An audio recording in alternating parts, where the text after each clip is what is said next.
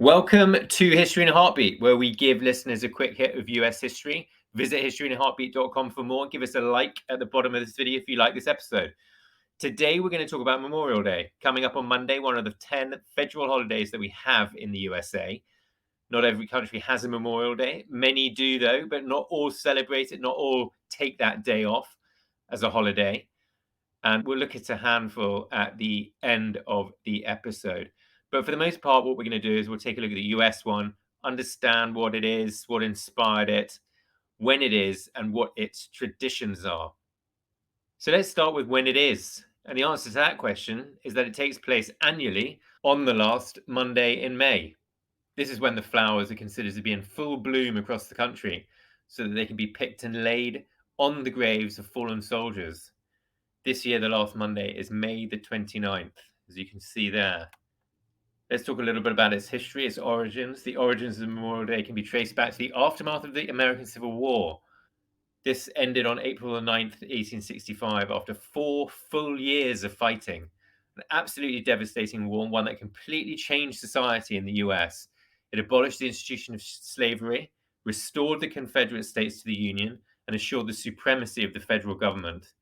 It also ultimately claimed an estimated 1.5 million casualties. That includes deaths, but also includes the wounded, dying of their wounds, listed as missing, or taken as prisoner of war. So absolutely brutal war. Of those 1.5 million casualties, an estimated 620,000 were killed in action, significantly higher than any other war that the US has fought in, including World War II and Vietnam, which you might think of having cost America much more dearly.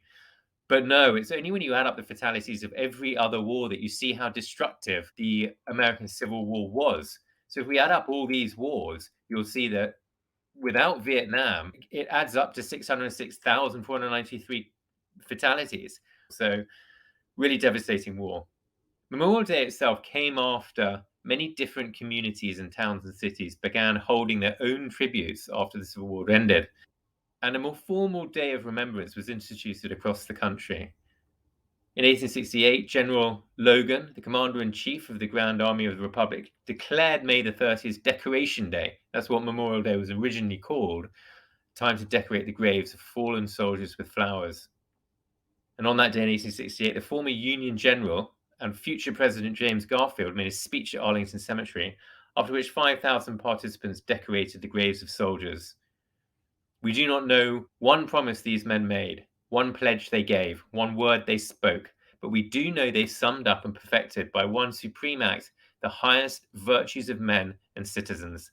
For the love of country they accepted death, and thus resolved all doubts and made immortal their patriotism and their virtue. Garfield himself was actually assassinated in 1881. He was the second president to have been assassinated after Lincoln, after serving only 7 months as president. So different story, and one we may cover on a different episode, but also very sad. So since the first Memorial Day, flowers and flags have been placed on soldiers' graves and parades are held across cities and towns. Often communities organize marching bands, military units, and veterans often take part as well. The National Moment of Remembrance is observed at 3:00 p.m. local time, and it invites people to pause and reflect on the sacrifices made by servicemen and servicewomen. After the First World War, Memorial Day became an occasion for honoring those who died in all of America's wars, and that tradition continues to this day. On a more positive note, it officially marks the beginning of summer, and people take weekend trips and throw barbecues and have parties with friends. As I said at the beginning, the US is not the only country to commemorate its fallen soldiers. Memorial Days are held in many other countries too at different times of the year. A few examples here. Remembrance Day is observed on November the 11th in the UK and the Commonwealth nations. Canada, for example. This is the date of the end of World War I and was originally called Armistice Day, which is what France and Belgium call their Memorial Day, also observed on November the 11th. And Australia and New Zealand hold their Anzac Day, Australia and New Zealand Army Corps, in memory of originally their troops who landed at Gallipoli in Turkey in the First World War on April the 25th, 1915. In Germany, Volkstrauertag is the national day of mourning and is observed 2 Sundays before Advent for originally their soldiers who died in World War I. So that's around November the 16th.